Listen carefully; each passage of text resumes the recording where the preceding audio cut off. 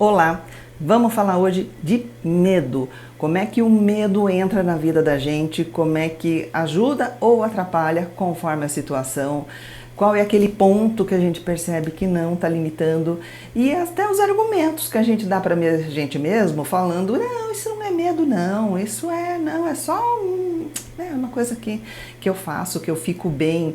E na realidade que ela fica bem é que ela está fugindo da situação que causa medo para ela. E claro que ela se sente bem, ela sente que ela está caindo fora do perigo. Mas na verdade ela não está enfrentando o perigo, nem está eliminando o perigo, ela não está, enfim. Vamos entender toda essa forma que o medo entra na vida da gente, o que a gente pode fazer com ele, como a gente pode vencer o medo, como é que a gente identifica qual é o ponto que ele está realmente paralisando e atrapalhando a vida da gente. Sou Marisa de Abreu, psicóloga. Esse canal é para falar de psicologia, de comportamento, mostrar para você a cada vídeo um exemplo de um assunto com o qual você pode contar com um psicólogo. Eu mesmo não atendo, mas apresento o meu site, tem um link aqui na descrição, ou pelo WhatsApp você pega as informações. O link que está aqui embaixo vai para uma página onde estão todos os psicólogos, com foto, com horário, com valor, o endereço, que é na região da Avenida Paulista, para o presencial, online, para qualquer lugar.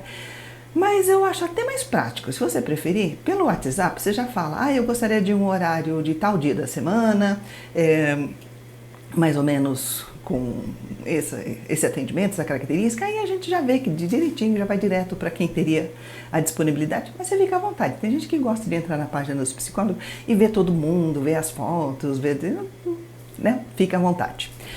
Então vamos falar do medo?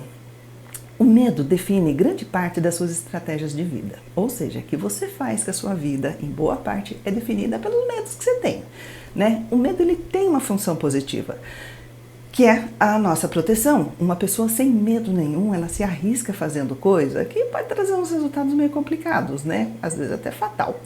Então o medo ajudou a gente a sobreviver como espécie. Se a gente continuou vivo e vai deixando descendente, a nossa espécie continua aqui, é porque a gente observou o medo aí com um certo respeito a ele. E corpo e mente reagem ao medo. O corpo fica suando frio, o coração acelera, o olho fica regalado, né? Pupila fica dilatada. E o estado interno, né, de apreensão aumenta, a sua mente, mesmo que você não perceba, ela chega naquele estado de decidir se ela vai fugir, se ela vai paralisar ou se ela vai enfrentar o que está acontecendo, seja que medo for. Pode ser de uma pessoa, de uma situação, de um animal, do que for. E o medo ele te domina, né, quando as suas reações não são aquelas que dão o melhor resultado para você.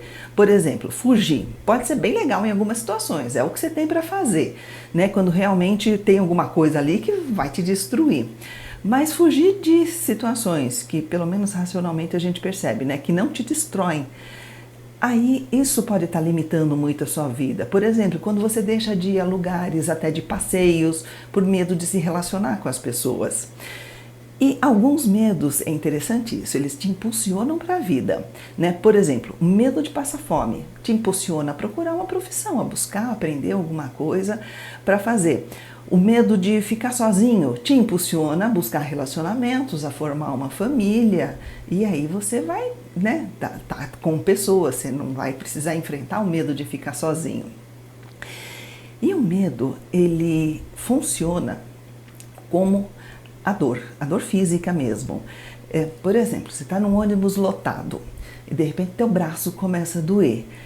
E aí você vai verificar o que está acontecendo, né? Tem alguém que está pressionando o seu braço? Ou você ficou com o braço levantado tempo demais e aí ele está doendo?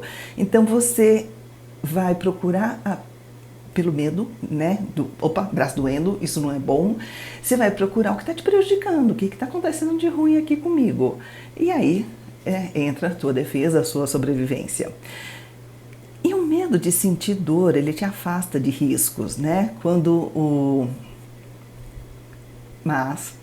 medo está desproporcional, ele te afasta de coisas que pode ser muito boa para você. Então ele deixa de te afastar só de risco para te afastar também das coisas que são legais. E os medos irracionais, aí eles entram no campo das fobias, né? Medo de pássaros, por exemplo. Medo de se relacionar com pessoas, qualquer uma. Medo de fazer prova, medo de sair, de casa. Todos esses medos são possíveis e a gente vê bastante por aí.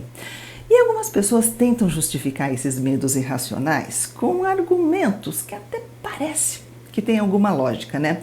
Por exemplo, eu tenho medo de cães porque meu tio faleceu depois que foi atacado por um cão. E assim, a pessoa, ela muda de calçada quando vê um maltês de 3 quilos na coleira passeando com o tutor dela. Então, deu uma exagerada aí deixou de ser racional o medo daquele cãozinho que é um frufru, né? Muito longe do risco de tirar a vida dele. Ou então, tenho medo de relacionamento porque já me envolvi com uma pessoa, a pessoa foi muito ruim para mim, então eu decidi ficar sozinha pro resto da vida. É um outro argumento que a gente vê bastante por aí.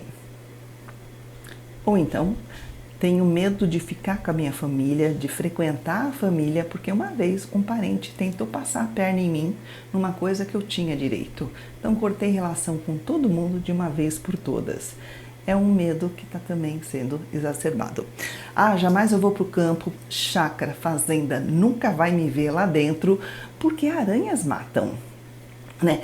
Ou seja, o sofrimento, a ansiedade, a limitação da vida dessa pessoa vai além do risco real.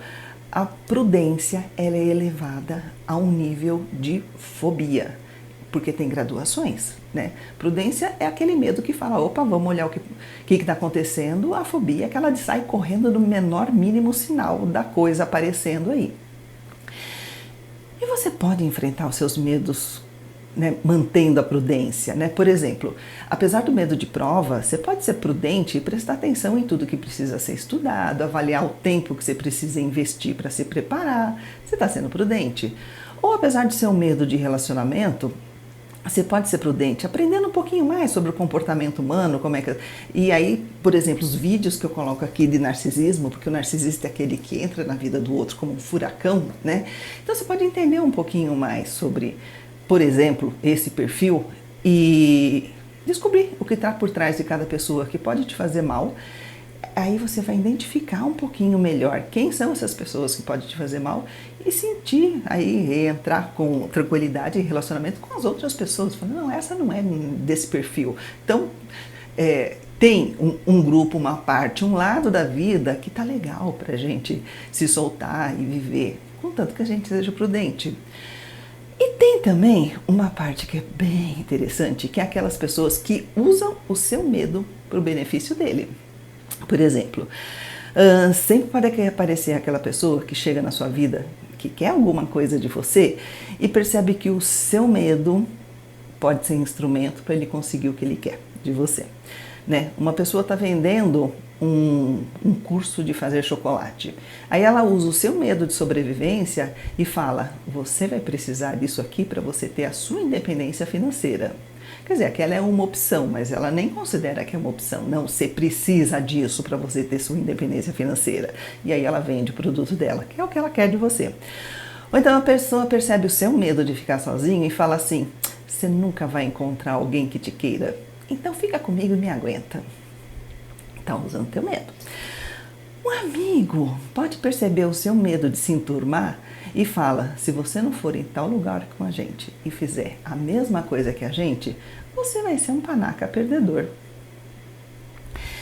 E lugares também, né, que falam demais do medo de você não ter o amor de Deus, pode acabar levando um pouquinho mais de você, por exemplo, do seu bolso, do que seria justo.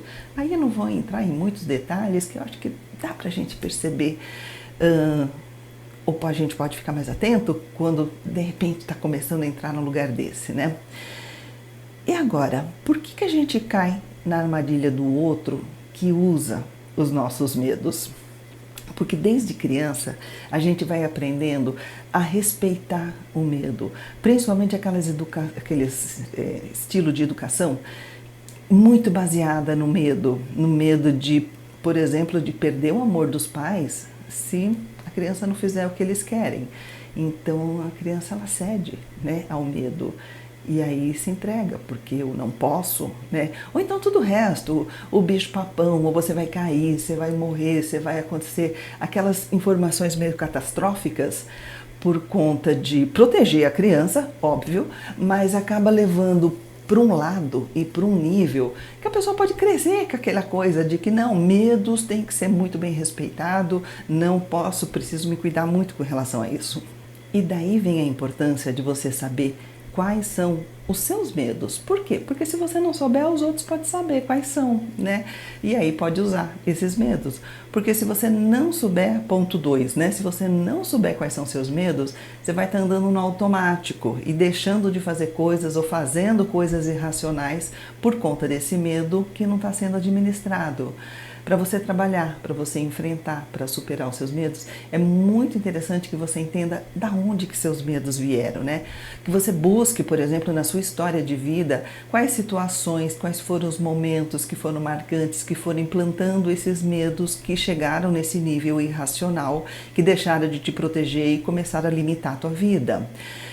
E eu sei que o primeiro passo para você chegar lá tem que ser a aceitação de que você tem medo irracional. Porque, como eu falei agora há pouco, as pessoas são muito boas em argumentar a favor do medo, né? As pessoas defendem os seus medos, elas se apegam aos medos, pois acreditam que elas precisam do medo para continuar sobrevivendo. E alguns não aceitam, por exemplo, que tem síndrome do pânico com agorafobia. Elas falam que ficar em casa é muito mais gostoso. Mentira, ela tem medo de sair de casa. Tem pessoas que não aceitam que são fóbicos sociais, elas dizem que as pessoas só atrapalham a vida delas, então elas ficam muito melhor sem as outras. Não, elas têm fobia de pessoas. Então, assumir os seus medos é o primeiro passo para você conseguir olhar para a sua história de vida e ressignificar esses momentos que foram instalando esses medos em você. Porque as pessoas não querem se livrar dos seus medos, porque elas não percebem essa possibilidade do meio termo, da prudência, né? Porque perder o medo de relacionamento pode dar a sensação de que ela vai cair na conversa de qualquer um. Não, significa observar quem são as pessoas que estão à sua volta e quem vai trazer coisa legal e quem vai atrapalhar a tua vida. Perder o medo de sair de casa e fazer suas coisas também não significa que você vai passar horas com pessoas chatas em lugares horríveis, né? Ou gastar uma fortuna num passeio que não vai valer nada a pena. Significa que você vai conseguir apurar melhor o lugar que te interessa, as pessoas que te interessam, as atividades que te interessam, né? Perder o medo de falar não para as pessoas. Esse é um medo muito grande, muito comum também. Não significa que todo mundo vai virar a cara para você, não. Se eu perder o medo de falar não, eu vou sair falando não para as pessoas, e aí de repente vai estar todo mundo de cara virada, vai todo mundo me chamando de arrogante, todo mundo... Não, significa que você vai conseguir se colocar de uma forma interessante, elegante, inteligente, e quem for razoável vai entender. Quem não for razoável já está mostrando que não tem espaço na sua vida, que não precisa estar lá, né? Que não está te acrescentando em nada. E entender o seu medo, por fim, envolve descobrir o que ele fala de você. O que o medo fala de você? Ele diz que você não é competente em tudo, que às vezes o medo é esse, o medo de se perceber que eu não sou tão competente, sou tão boa numa coisa ou em outra. E o negócio é que tá tudo bem, você não precisa ser competente, maravilhoso em tudo, ninguém é, você é humano, né? Dá para aceitar. Ele diz que você não gosta da mesma coisa que as outras pessoas gostam, também tá tudo bem, né? Isso significa se aceitar e falar que, ok, né? Você pode não gostar de um certo tipo de animal, você pode não gostar de cães, não tem problema. Ah, mas todo mundo gosta? Não tem importância. Se você começar por aí aceitando, entendendo o seu medo, sabendo dar um nome para ele, reconhecendo que esse medo existe, você já tem um primeiro passo maravilhoso e material para você se trabalhar, para você começar a enfrentar, entender a sua história, entender de onde esse medo veio, entender o que ele está falando de você, por que você se opõe tanto a essa informação, porque te dói, né? Porque quer pegar essa parte aí onde a gente fala mal da gente mesmo pra gente, então a gente coloca aqui num cantinho da mente para não ter muito acesso, só que também você não resolve nada e fica numa vida limitada. Então a questão é essa, é a gente conseguir reconhecer os nossos medos, falar assim, tenho medo dessas coisas, dar um nome para esse sentimento que você tem de medo, falar, é medo mesmo, porque às vezes a pessoa fala assim, não é medo, eu só não gosto. Se é uma coisa que você não gosta e que te tira da vida, te tira de viver as coisas, de participar, de ir em frente, de fazer coisas, de avançar, de arriscar um tanto. A vida é arriscar. Muito da nossa vida quando a gente entra numa faculdade, a gente arrisca, tenta arriscando aquela profissão. Será que vai dar certo? Será que não vai dar? Será que eu vou gostar? Será que eu não vou? Sempre tem um monte de si nessa história. Cada si é um risco que a gente está se largando. Se a gente não entrar nesses sis, né, nesses riscos, também não vai para lugar nenhum. Então, aceitar os riscos, aceitar que se você quiser tirar todos os riscos, o que te sobra é ficar dentro de casa de braço cruzado, não fazendo absolutamente nada, e isso não é viver.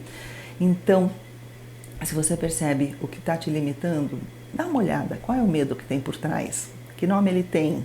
Da onde que ele veio? E aí a gente começa a ter, por exemplo, numa terapia, ter conteúdo para trabalhar, para entender, ressignificar essa sensação toda, essa situação toda e te dar uma vida bem mais interessante. Pensar nisso, sozinho tá difícil, pensa no psicólogo para te acompanhar. Chegou até aqui? Aí eu peço, deixa um like no vídeo. É uma forma de você retribuir. Você ouviu até aqui, me parece que você veio gostando. Você fala, pô, não, legal, quero dar uma retribuição. É o like. Quero dar uma retribuição um pouquinho mais forte? O botão valeu. Ou então o clube de canais que está aqui na caixa de descrição. E obrigada por me assistir. Se você ficar até o final também, vai aparecer em algum desses cantos aqui sugestão de outros vídeos, normalmente o último vídeo do canal. Então vai passeando, quem sabe tem outros assuntos que você gosta. Aí sim, obrigada.